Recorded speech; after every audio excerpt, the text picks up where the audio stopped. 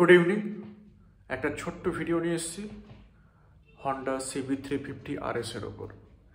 আসলে আমরা তো অনেক যখন বাইক নেব ভাবি, অনেক ইউটিউবে সার্চ করতে থাকি বাইকের নানান পারফরমেন্স, নানান বাইকের পারফরমেন্স, মাইলেজ, তার হাইট, সিট কমফোর্ট, সাসপেনশন সব কিছু নিয়েই।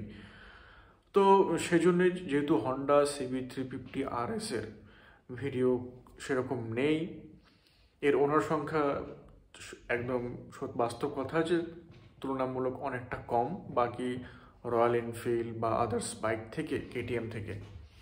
তবে যাই হোক, আর রিসেন্টলি যে মাইলেজ অনেক সময় কম বেশি হয়ে থাকে, সেটার উপর একটা ছোট্ট কয়েকটা কথা আমি এই ভিডিওতে বলবো। তো আশা করি অনেকের উপকার লাগবে।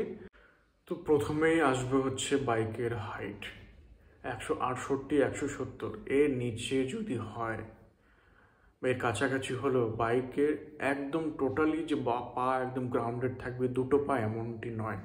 তবে এমনটিও নেই যে খুব অসুবিধা হবে, সেক্ষেত্রে না। আর হ্যাঁ, বাইক যেহেতু একটু স্পোর্টি লুক, তো সেক্ষেত্রে সামনের দিকে একটু ঝুঁকে চালাতে হবে। যদি পিঠে ব্যাক পেন হয়, সেটা হয়তো সম্ভবত হবে, সেক্ষেত্রে ইনক্লাইন্ড বার বা অ্যাঙ্গেল বার লাগিয়ে নিলে সেটা কমে যাবে। দ্বিতীয়ত হলো এর সিট কমফোর্ট আমার কাছে রয়্যাল এনফিল্ড থেকে কম মনে হলো। আর সেক্ষেত্রে মনে হবে যে হ্যাঁ, 100 কিলোমিটার পর যে সিটটা একটু আরামদায়ক হলে ভালো হতো। এবার আসবো হচ্ছে ইঞ্জিন। দেখো, এই হন্ডা হাইনেস বলো, হন্ডা CB350 বলো বা হন্ডা CB350 RS, যত রকমের নেগেটিভ আছে সে সব কিছু যদি থাকে, বাস সেগুলো একদিকে, আর এর ইঞ্জিন একদিকে। এর ইঞ্জিনের জন্যে আমি বলবো সব নেগেটিভগুলো আমি সাইডে রাখতে পারি। এর ইঞ্জিন এতটাই রিফাইন্ড যে চালানোর পর মনে হবে, আর যত ইঞ্জিন গরম হবে হাইওয়েতে, যত ইঞ্জিন চলতে থাকবে, বাইকটি যত চলতে থাকবে মনে হয় যে আরও চলতে থাকে। এত রিফাইন্ড, এত স্মুথ যে সত্যি এই সেগমেন্টে, মানে 350 সিসি এই সেগমেন্টে এর ওপর ইঞ্জিন আমার তো মনে হয় না যে আছে বর্তমানে। এর মাইলেজ আমি প্রথম দিকে পেতাম 40, 41, 41.5, 42-এ পেয়েছি।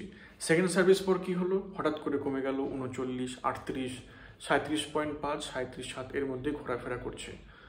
ফার্স্ট সার্ভিস, সেকেন্ড সার্ভিস হয়েছে, কিন্তু ততক্ষণে আমি কিন্তু কোনো রকম এয়ার ফিল্টার সব চেঞ্জ করিনি।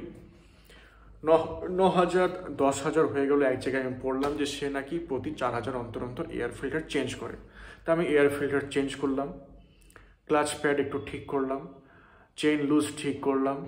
এখন আমি আজকের তারিখে পাচ্ছি 41.3 কিলোমিটার হাইওয়েতে। ফিফথ গিয়ার আমি খুব রেয়ার ইউজ করি। ফোর্থ গিয়ার এর 80 ক্রুজ করে খুব সুন্দর মাইলেজ, খুব সুন্দর দেবে, একদম 40+। কোন এই সিসিতে, এই 350 সিসিতে কোন বাইক দিচ্ছে এমন মাইলেজ? জাস্ট অমাইক। আর রইল হচ্ছে এর পাওয়ার।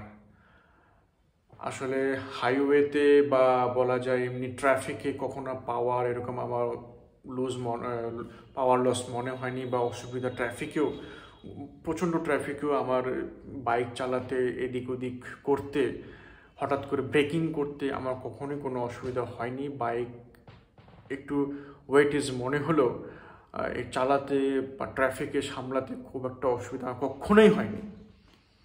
পাহাড়ে অনেকের থেকে শুনছি যে এখন কোনো সমস্যা নেই, যেটা 3 বছর আগে ছিল। এখন কোনো রকম ওই ধরনের সমস্যা নেই যে পাওয়ার লস ফিল হচ্ছে।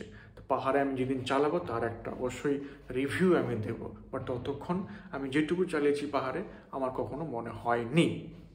এই ছোট্ট খুবই সাধারণ বেসিক জিনিস, যেগুলো একটি বাইকে একদম বেসিক, এই ছোট জিনিস নিয়ে ছোট্ট একটা ভিডিও করলাম।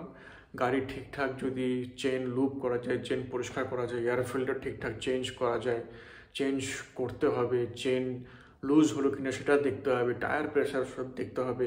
এর সব কিছু যদি আমরা মেনটেন করি, বাইকও ভালো থাকবে, আর বাইকের যে পারফরমেন্স, তারপর বাইকের মাইলেজ, সব কিছুই হয়তো উন্নত থেকে উন্নততর হবে। এই কথাগুলো বলে আমি এটা এখানেই শেষ করছি। সময়টা এখানে ব্যয় করার জন্য অনেক অনেক ধন্যবাদ।